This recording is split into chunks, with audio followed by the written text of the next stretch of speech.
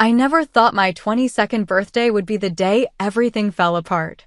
My father's text message changed everything. Sold your laptop. Madison needs a new phone. Be grateful we feed you. Then came the kicker. Also, you'll pay her tuition. $6,000 by Friday. When I replied no chance, his response was immediate. Then get out. You're cut off. So I left quietly. The next morning, they found what I left on the table. Now my sister's panicking and my mom screaming. Before I dive into the story, let me know where you're watching from in the comments. If you've ever dealt with family favoritism or had to stand up for yourself, hit that like button and subscribe to hear more stories about finding strength in difficult situations. Now, let me take you back to where it all began. My name is Brooke Wilson, and until recently, I was just your average 22-year-old college student trying to make it through my final semester while working 2 part-time jobs. I'd been saving every spare dollar for my own place, but my parents insisted I live at home to save money, though as you'll soon learn, that wasn't exactly working out in my favor. The morning of my birthday started like any other day. I woke up early, got dressed for my morning waitressing shift, and headed downstairs. My mother, Karen, was in the kitchen making coffee. Happy birthday, Brooke, she said without looking up from her phone. Thanks, Mom, I replied, waiting for something more. Maybe a card or a small gift, but nothing came. Don't forget you need to drive Madison to her friend's house later, she added, still scrolling through her social media. I nodded, swallowing my disappointment. I should have been used to it by now. The laptop sitting on the kitchen counter was my pride and joy, a MacBook Pro I'd purchased 3 months ago after saving tips from my waitressing job for nearly a year. It contained everything important to me.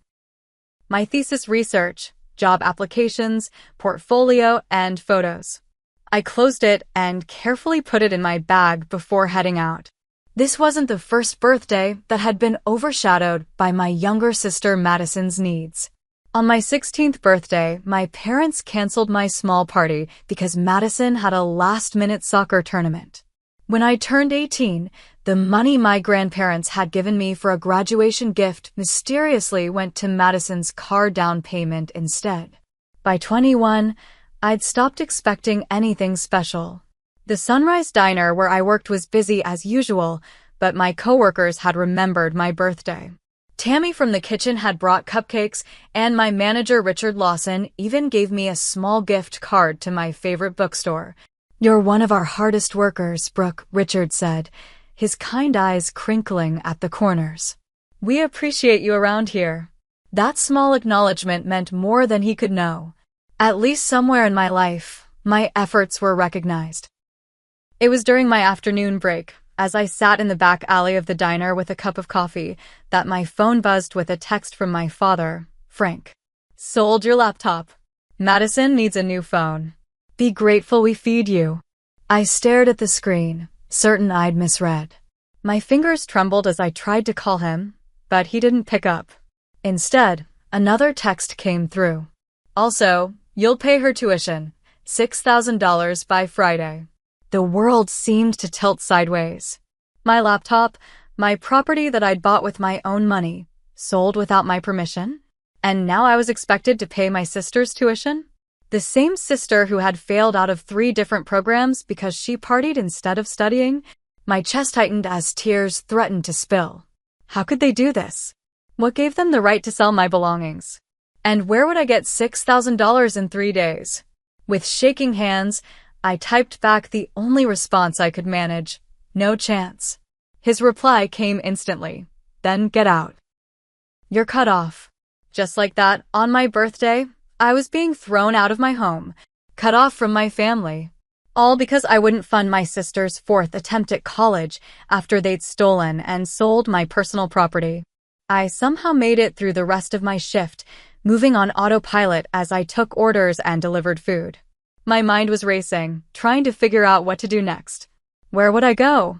What about my other belongings? And how would I finish my degree without my research and notes? As I hung up my apron at the end of my shift, Richard noticed my distraction. Everything okay, Brooke? You seem a million miles away. I forced a smile. Just family stuff. Nothing I can't handle. But as I walked to my car, a used Honda Civic, I'd also purchased myself. I knew I was facing the biggest crisis of my life so far, and somehow I needed to find a way through it. I drove straight to my best friend Olivia Martinez's apartment, tears blurring my vision as I navigated the familiar streets. Olivia had been my rock since freshman year of high school, and if anyone would understand what I was going through, it would be her. When she opened the door, one look at my face told her everything she needed to know. "Oh, Brooke," she said, pulling me into a hug. "What did they do this time?"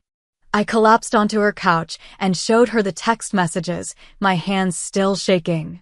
"Your dad sold your laptop? The one you saved for a year to buy." Olivia's voice rose in disbelief. "And now he wants you to pay Madison's tuition? That's insane."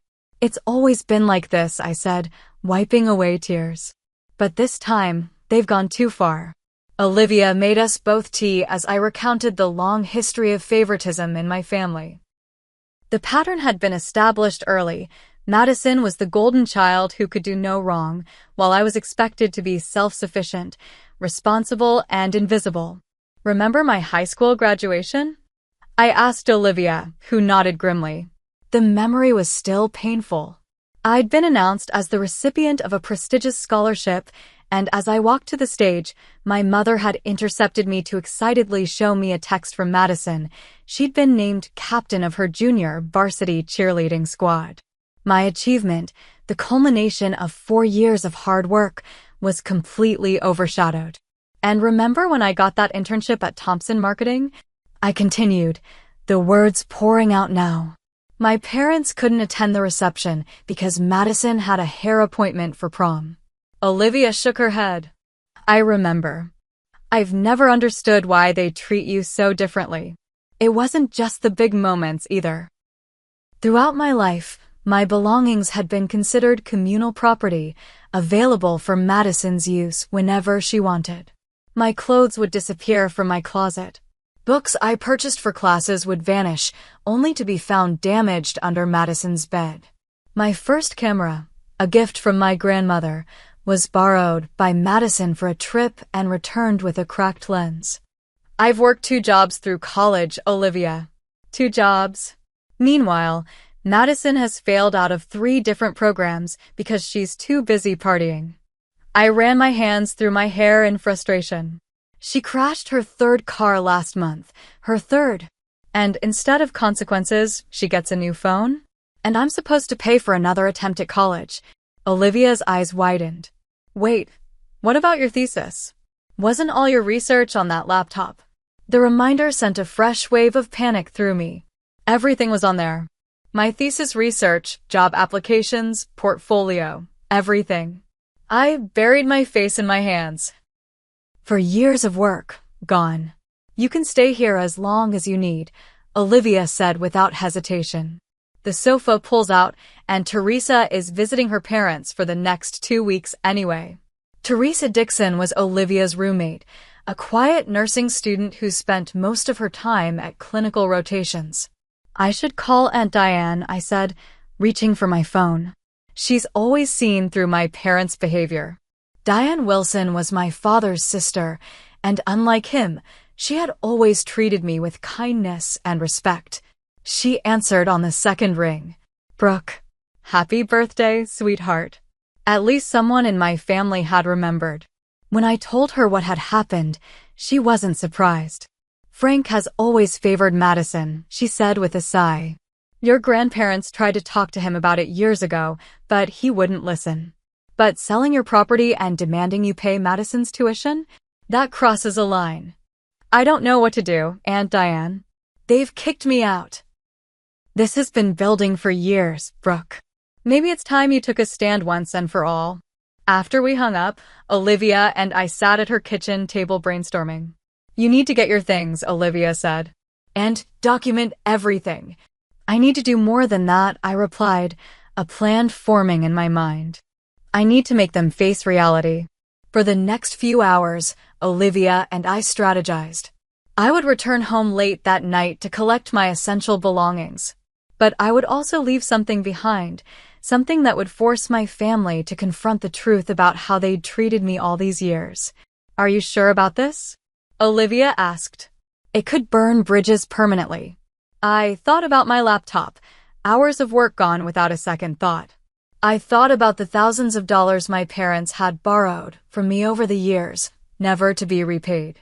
I thought about all the times I'd been told to sacrifice for Madison's benefit. Some bridges need to be burned, I said firmly. It's time they learned I'm not their doormat anymore. It was almost midnight when I pulled into my parents' driveway. The house was dark except for Madison's bedroom light on the second floor.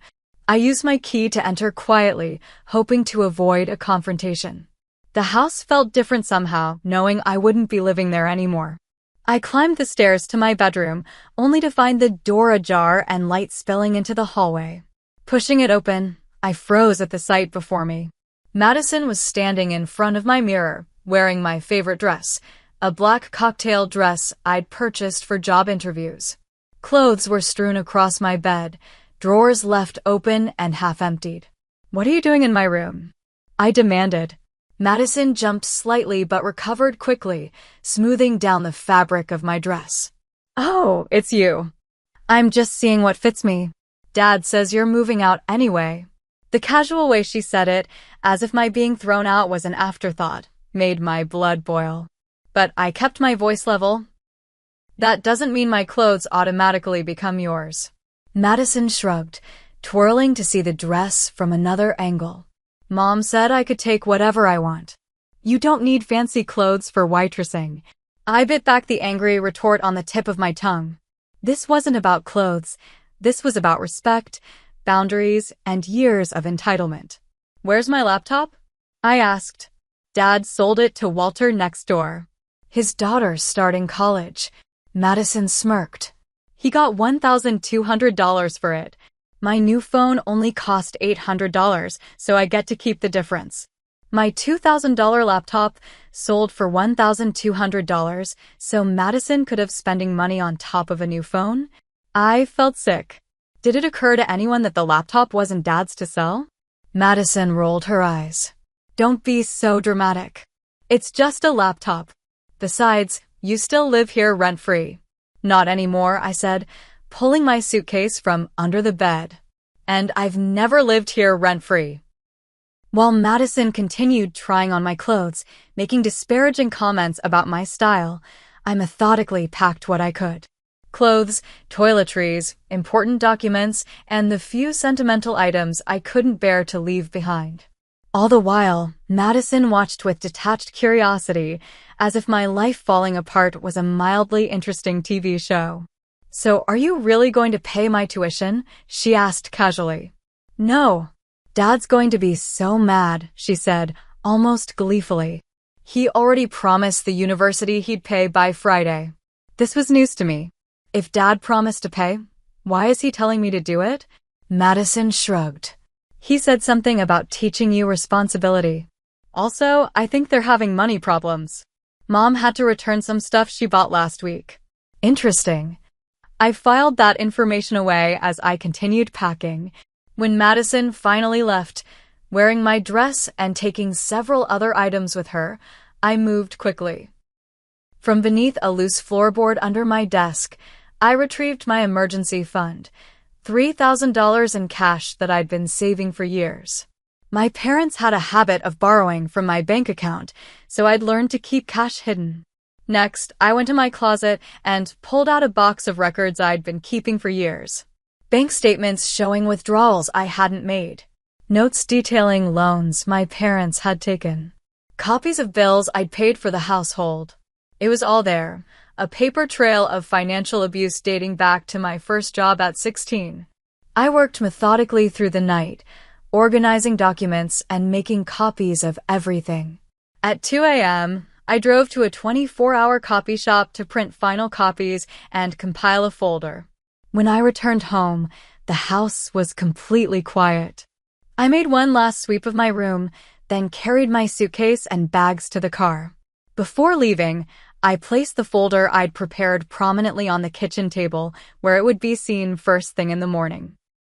On top of the folder, I left a simple note, the truth about who's been supporting whom. No more. As I backed out of the driveway for the last time, I felt a strange mix of emotions, grief for the family support I'd never truly had, fear of the uncertain future ahead, but also an unexpected sense of liberation. For the first time in my life, I was taking control of my own story. I glanced at the dashboard clock, 4:17 a.m. In a few hours, my family would wake up and discover what I'd left behind. By then, I would be safely at Olivia's, beginning my new life. Whatever happened next, I knew one thing for certain. I would never again allow myself to be exploited by the people who should have protected me most. The folder I left on the kitchen table contained years of meticulously documented financial records, my parting gift to a family that had taken me for granted for far too long. The first section contained bank statements highlighting every unauthorized withdrawal my father had made from my account over the past 6 years. Each one was dated and annotated with what I'd been told the money was for: house emergency, helping with bills, just until payday. The total came to $8,347, money I'd earned working evenings and weekends while maintaining a full course load. Next came a comprehensive breakdown of household expenses I'd covered since turning 18. Utility bills, grocery receipts, home repairs, all with my name on them. These documents showed that I had been paying approximately 70% of the household bills for the past 3 years, despite being a full-time student. The monthly average came to $1,450, far more than what would have been fair for a single room in a shared house. The third section detailed all the loans my parents had taken from me, money for everything from Madison's dance lessons to my mother's dental work to my father's car repairs. None of these loans had ever been repaid, despite repeated promises. This total was the most shocking, $15,283 over 6 years. Section 4 contained what had prompted my investigation in the first place: documentation regarding the college fund my grandparents had established for me. When I turned 18, I'd been told the money was gone due to market fluctuations. But my research had uncovered the truth. Bank records showed systematic withdrawals made by my parents, draining the account over several years. The total diverted, $22,500. I included copies of Madison's failed college transcripts, records my parents had hidden while continuing to fund her education. 3 different programs at 3 different schools, none lasting more than a semester. Thousands of dollars wasted because no one held Madison accountable.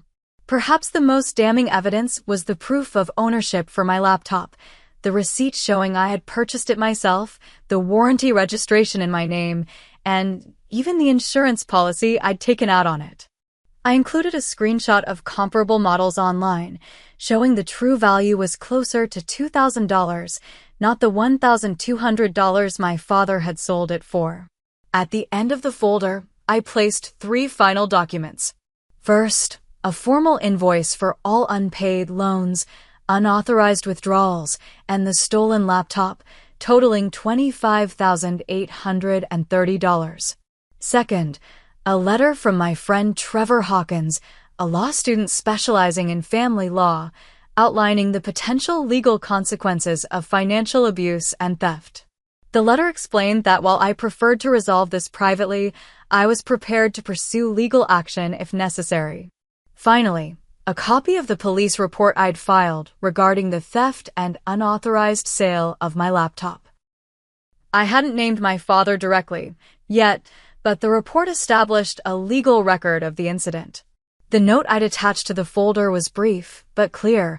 I would have no contact with any of them until full restitution was made for what had been taken from me over the years. What I couldn't document in that folder was the emotional cost of years of being treated as less than. The birthdays overlooked, the achievements ignored, the constant message that Madison's wants were more important than my needs. But I hoped that the financial reality would shock them into recognizing the broader pattern of how they'd treated me. As I settled onto Olivia's pull-out couch that morning, physically and emotionally exhausted, I wondered how long it would take for my family to discover the folder. Would they dismiss it immediately? Would they recognize the truth in those pages? Or would they twist it somehow to make themselves the victims? Whatever their reaction, I knew I'd done the right thing.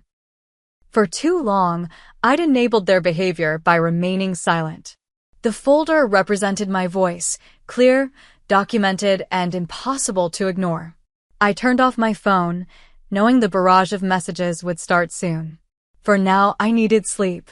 Tomorrow would be soon enough to deal with the fallout of my family finally facing the truth.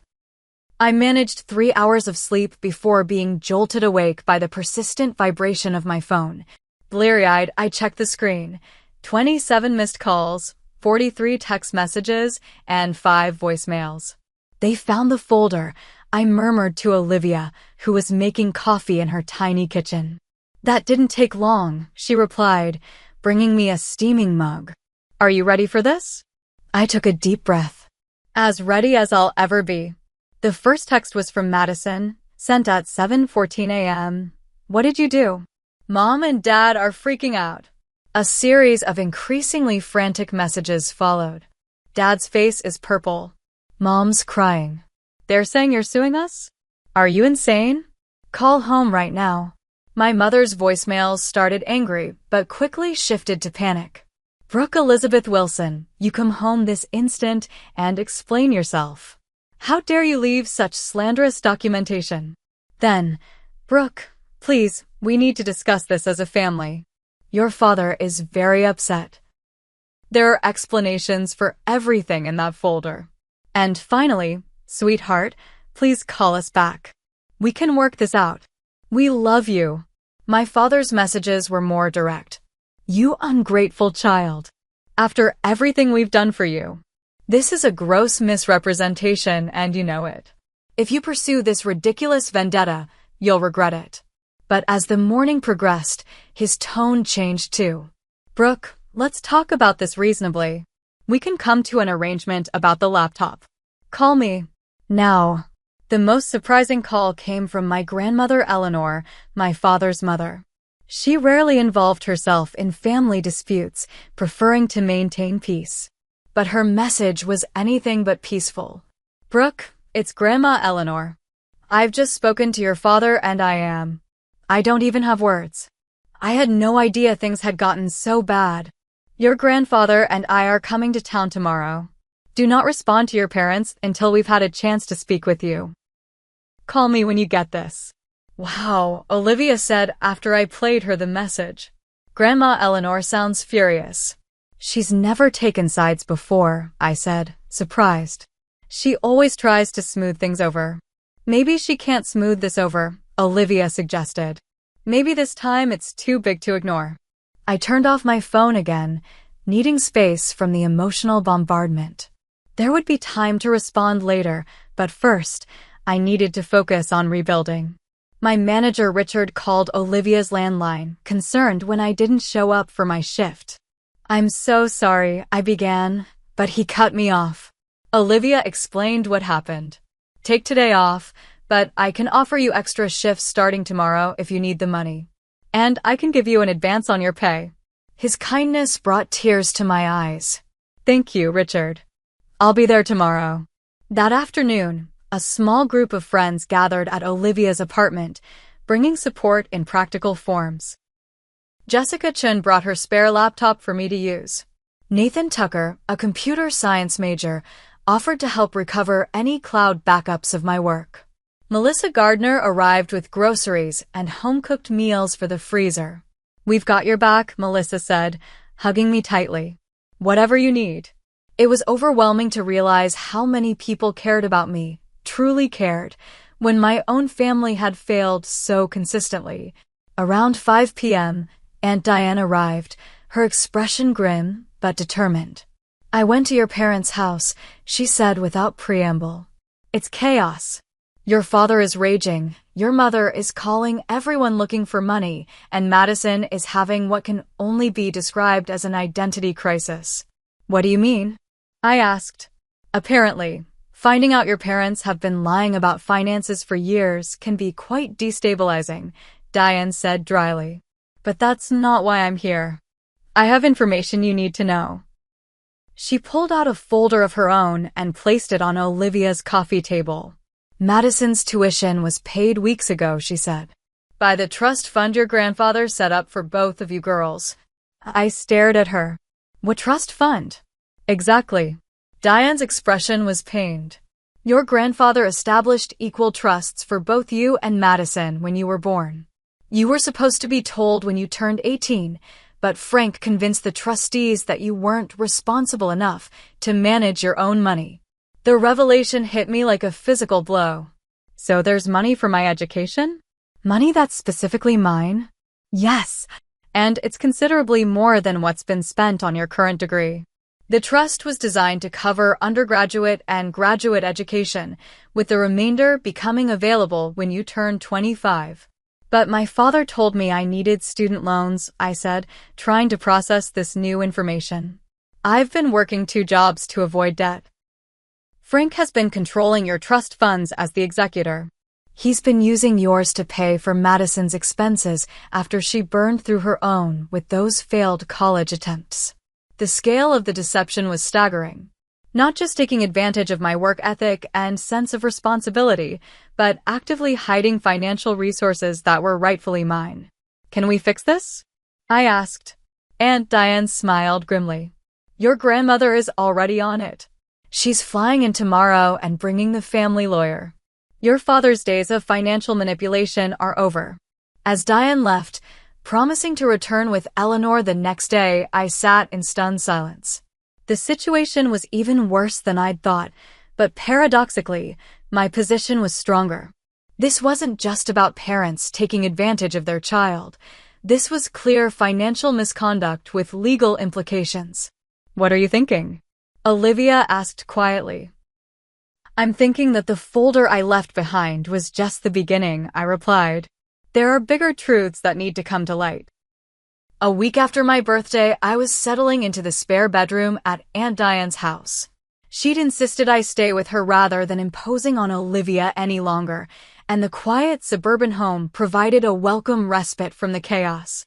My cousin Tyler, Diane's son who was home from college for spring break, brought me up to speed on the family drama. It's like a soap opera over there, he said, sprawled in an armchair in Diane's living room. Uncle Frank is trying to do damage control, but no one's buying it anymore. According to Tyler, my folder had triggered an explosion of family secrets. Madison had a complete meltdown upon discovering that our parents had lied about the financial situation for years. She found out they've been using her trust fund for household expenses after draining yours, Tyler explained. She's furious that they've been telling her you're the financially responsible one while they've been mismanaging everything. Has she spoken to you? I asked, surprised that Madison might actually be taking my side. Tyler shook his head. Not directly, but Grandma says she's been asking questions about you, how you're doing, where you're staying. I think she's processing a lot right now. Meanwhile, my mother had been calling every family member begging for money, claiming it was to help poor Brooke who's run away. The story quickly fell apart when people began comparing notes and realized Karen was telling different versions to different relatives. Most shocking was that my father was facing serious questions from his own mother about the misappropriated trust funds. Grandmother Eleanor, at 76, had shown up at their house with her attorney in tow, demanding a full accounting of every penny. Grandma is on the warpath, Tyler said with a touch of admiration. She told Uncle Frank she's removing him as trustee of all family funds and is considering legal action if he doesn't cooperate with a full audit. Family members were taking sides, but contrary to what my parents might have expected, most were supporting me after seeing the evidence.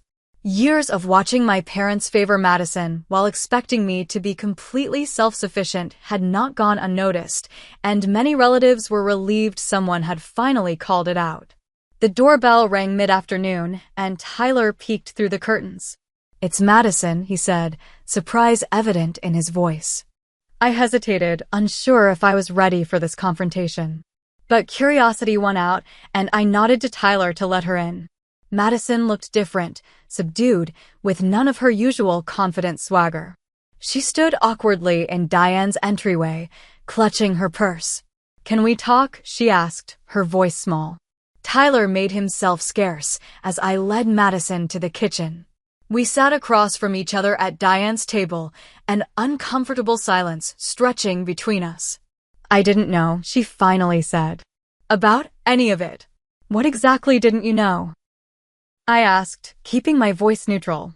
"That you were paying bills. That Mom and Dad took money from your account. That they sold your laptop without permission." She looked up, her eyes red-rimmed. "That they were using my trust fund after emptying yours."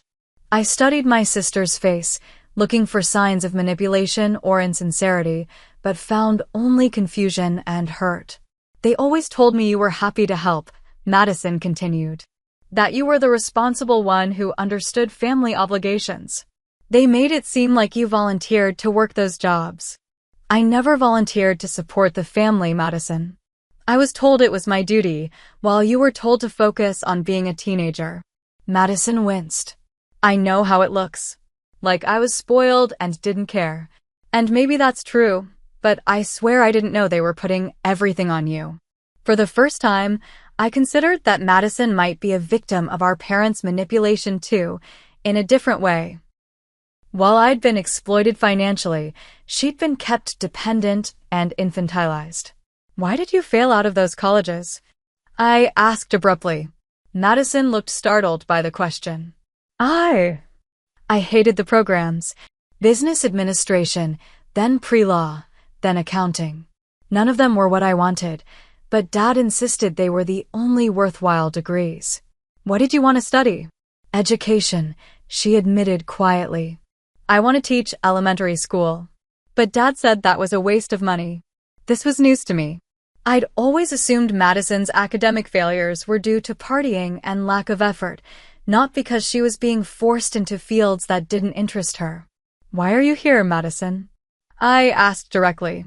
She took a deep breath. "To apologize. And to return this." She reached into her purse and pulled out an envelope, sliding it across the table. Inside was $800 in cash. "It's for the phone," she explained. "I didn't know Dad sold your laptop for it." I thought. She trailed off, looking ashamed. "You thought what?" "I thought they bought it for me because I did well on my midterms." She laughed bitterly. "That's what they told me. A reward for your hard work." "I had no idea it came at your expense." Before I could respond, the sound of screeching tires outside interrupted us. Through the window, I saw my parents' car pull into Diane's driveway. "They followed me," Madison said, her eyes wide. "I didn't tell them I was coming here, I swear." Moments later, Karen and Frank were pounding on the front door, shouting for me to come out. Madison looked panicked. "You don't have to see them," I told her, surprisingly calm. "We can call the police if they won't leave." "The police?" Madison looked shocked at the suggestion. "They can't just show up and demand anything anymore," I explained. "We're adults, and they're trespassing if Aunt Diane wants them gone." As if on cue, Diane arrived home from grocery shopping, taking in the scene with a quick glance. "I'll handle this," she said, striding to the door with purpose. I couldn't hear the exact words exchanged, but Diane's tone was firm and unyielding. When my father's voice rose in anger, Diane responded by pulling out her phone and visibly dialing. 5 minutes later, a police car pulled up. The officer spoke briefly with my parents, who eventually returned to their car and left, but not before my father shouted toward the house. "This isn't over, Brooke." What he didn't know was that he was right, but not in the way he meant. As they drove away, a car pulled up behind them, and a man in a suit emerged, carrying a briefcase. "That's Grandma's lawyer," Madison whispered. The man approached the house and handed Diane an envelope. "Legal papers," he explained. "For Brooke Wilson." Inside was an official notice of an emergency hearing regarding the trust funds, scheduled for the following week. My presence was requested, as was my parents'. The family fallout was reaching its climax, and there would be no going back to the way things were before. But as I watched Madison staring at the legal papers with a strange mixture of fear and relief, I wondered if perhaps that was for the best. The week following the confrontation at Aunt Diane's house was a blur of activity as I focused on rebuilding my life piece by piece. My first priority was securing my financial future, which led me to a meeting with Samantha Powell, a financial advisor recommended by grandmother Eleanor. "Your situation is unfortunately more common than you might think," Samantha said as she reviewed my documents in her downtown office. Family financial exploitation often goes unreported because of the emotional complications involved. With her guidance, I opened new accounts at a different bank, established security measures to prevent unauthorized access, and began the process of documenting the financial abuse for potential legal proceedings. "The trust fund situation will be handled separately through the courts," Samantha explained. "But we need to protect what you have now and what you earn going forward." My next step was finding a new job that could better support me while I completed my degree. Through Richard's connection, I secured an interview at Callahan Marketing Group, a prestigious firm downtown. I was nervous walking into the sleek office building, aware that I was wearing borrowed clothes and carrying a resume hastily reprinted at the library. But the interviewer, Allison Mercer, seemed more interested in my story than my appearance. "Tell me about a challenge you've overcome," she asked. Taking a deep breath, I gave her a measured version of recent events, not dwelling on the family drama, but emphasizing my resilience and problem-solving abilities. "So you maintained a 3.8 GPA while working 2 jobs and essentially supporting your family," Allison summarized, looking impressed. "And now you're rebuilding from scratch." "Yes," I replied simply. "I've learned a lot about what I'm capable of." "That's exactly the kind of determination we value here," she said, smiling. "We have an opening for a part-time marketing assistant that could transition to full-time after graduation. The hours are flexible around your classes." The salary she mentioned was nearly double what I made at the diner, with fewer hours. I accepted on the spot. With my immediate financial concerns addressed, I turned to the emotional work of processing what had happened. Dr. Vanessa Torres, a therapist specializing in family dynamics, helped me understand the patterns that had shaped our family for decades. "What you're describing is a classic golden child/scapegoat dynamic," she explained during our first session. "Your sister was idealized while you were expected to be the responsible one who sacrificed for the family." "But why?" I asked, the question that had haunted me for years. "Why treat us so differently?" "These patterns often reflect the parents' own unresolved issues," Dr. Torres said. "It's rarely about the children themselves. Your parents created roles for you and Madison that served their needs, not yours." Understanding the pattern didn't immediately heal the hurt, but it helped me see that the problem had never been my inadequacy, it was my parents' dysfunction. Surprisingly, Madison became an unexpected ally in my healing process. She began visiting regularly, each time revealing more family secrets that helped complete the puzzle of our upbringing. "Did you know Mom and Dad have been in debt for years?" she told me during one visit. "Dad made some bad investments, and they've been using our trust funds to cover it up." "That explains why they were always borrowing from me," I said, the pieces falling into place. "And get this," Madison continued, leaning forward conspiratorially. "They've been playing us against each other on purpose. I found emails where they discussed how to keep us from comparing notes about money. The revelation was both shocking and strangely validating. Our parents had deliberately manipulated us, ensuring we remained divided so we wouldn't discover the truth." "What are you going to do now?" I asked Madison, curious about her plans. "I'm reapplying to college," she said with new determination. "For elementary education, like I always wanted. Grandma's helping me figure out the financial part." It was strange to see this new side of my sister, more mature, making her own decisions rather than following our parents' dictates. I found myself cautiously optimistic about the possibility of a real relationship with her, one built on mutual respect rather than competition. My living situation improved dramatically when grandmother Eleanor offered me an apartment in the building she owned downtown. The rent was reasonable, family discount, she insisted, but still enough that you maintain your independence, and the location was perfect, close to both campus and my new job. The neighbor across the hall, Ethan Parker, introduced himself my first day moving in. He was a graphic designer who worked from home and immediately offered to help carry boxes. "Moving is the worst," he said cheerfully as he hefted a heavy container of books. "But new beginnings are worth the effort." There was something refreshing about Ethan's straightforward kindness, with no hidden agenda or strings attached.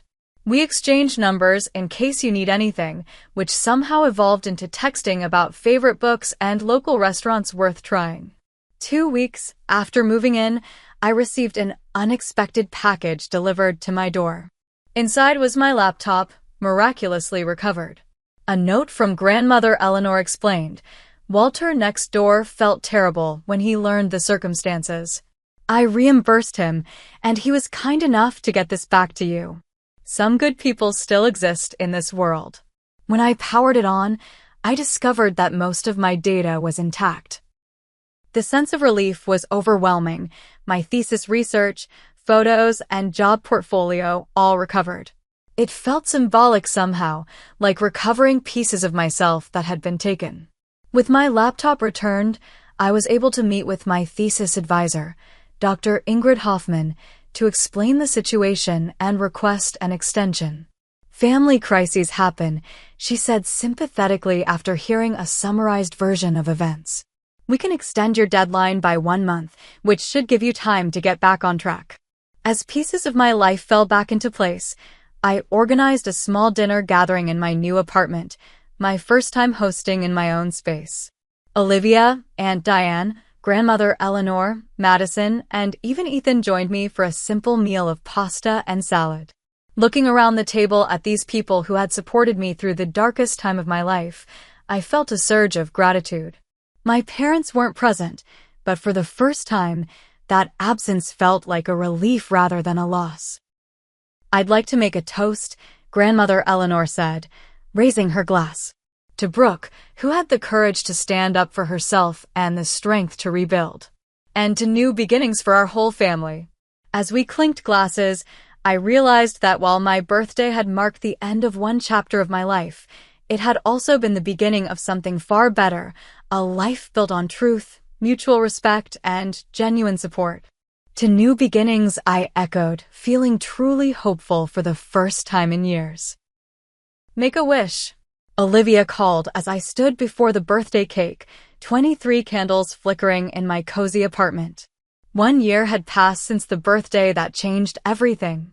As I looked around at the smiling faces surrounding me, Olivia, Aunt Diane, grandmother Eleanor, Madison, Ethan, and several new friends from work, I marveled at how much had changed.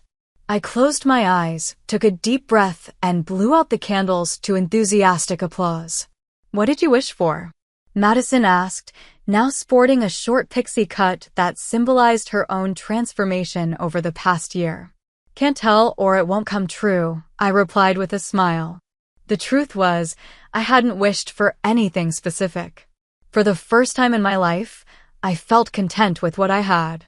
The past year had been challenging but transformative. I had successfully defended my thesis, graduating with honors despite the setbacks. Callahan Marketing had immediately offered me a full-time position with benefits and growth potential. And most importantly, I had built a support network of people who genuinely cared about my well-being. Speech called out Richard, my former manager who had become a good friend. He had recently promoted Tammy to assistant manager, and they both had been instrumental in helping me navigate the early days of independence. I laughed but obliged, raising my glass. A year ago, I never could have imagined standing here, surrounded by so much love and support. Thank you all for being part of this journey. I'm especially grateful for second chances and new beginnings. My gaze lingered on Madison, who smiled back with genuine warmth. Our relationship had undergone the most surprising transformation of all. After years of competition manufactured by our parents, we were slowly building a real sisterhood. Madison had enrolled in the education program at the state university and was thriving. She lived in a dormitory on campus, her first true independence, and had discovered she actually enjoyed studying when pursuing something she was passionate about. 2 months ago, on my birthday, she had presented me with a check for $6,000, symbolic of the tuition our father had demanded I pay. "I can't take this," I had protested.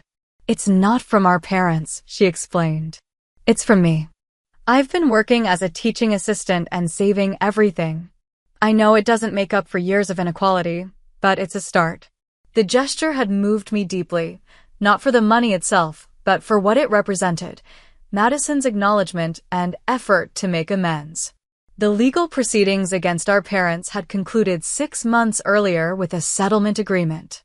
The details were confidential, but the outcome ensured the remaining trust funds were secured and placed under new management. My parents were required to repay significant sums and attend financial counseling. Karen had made several attempts at reconciliation, sending cards and leaving tearful voicemails. "I miss my girls," she would say. "We're still family." But her attempts always lacked true accountability, framing the situation as a misunderstanding rather than years of systematic exploitation. Frank remained defiant, maintaining that everything he had done was for the family and that I was the one who had betrayed them by airing dirty laundry. He refused to participate in any suggested family therapy and continued to blame me for the family's fracture. I had established clear boundaries. I would consider rebuilding a relationship only after genuine acknowledgement of the harm done and demonstrated change. So far, neither condition had been met. Grandmother Eleanor had become a central figure in my life, calling weekly and visiting monthly. She had taken both Madison and me under her wing, sharing wisdom and stories about our family history that our parents had never told us. "Your grandfather would be so proud of you both," she often said. "Standing on your own 2 feet, making your own paths." As the birthday celebration continued, Ethan caught my eye from across the room and smiled. What had begun as neighborly kindness had gradually evolved into something more. We had taken things slowly, both of us cautious about jumping into a relationship, but the connection between us was undeniable. 3 months ago, on our first official date, he had confessed that he'd been interested since the day I moved in. "You had this determination about you," he said. "Even in the middle of chaos, you were focused and strong." It was impressive. Now he was a steady presence in my life, supportive without being overbearing, kind without expecting anything in return. It was a refreshing change from the transactional relationships I'd grown up with. After cake and presents, as guests mingled in small groups around my apartment, Grandmother Eleanor pulled me aside. "I have something for you," she said, pressing an envelope into my hand. "It's not exactly a birthday gift, more of a legacy." Inside was a deed to a small piece of land in the mountains, property that had been in our family for generations. "Your grandfather always intended for you to have this," she explained. "He saw something in you, a resilience, a connection to the land. The cabin needs work, but it could be a retreat, a place that's truly yours." Tears welled in my eyes as I hugged her tightly. "Thank you," I whispered, "for everything." As the evening wound down and guests began to leave, Madison lingered, helping me clean up. "Do you ever wonder what would have happened if Dad hadn't sent that text last year?" she asked, collecting empty plates. I considered the question. I probably would have continued the pattern, honestly. Giving and giving until there was nothing left. "I'm sorry it took something so extreme to change things," Madison said quietly. "I'm not," I replied, surprising myself with the realization. Sometimes you need a clean break to build something better. After everyone had left, I stood on my small balcony, looking out at the city lights.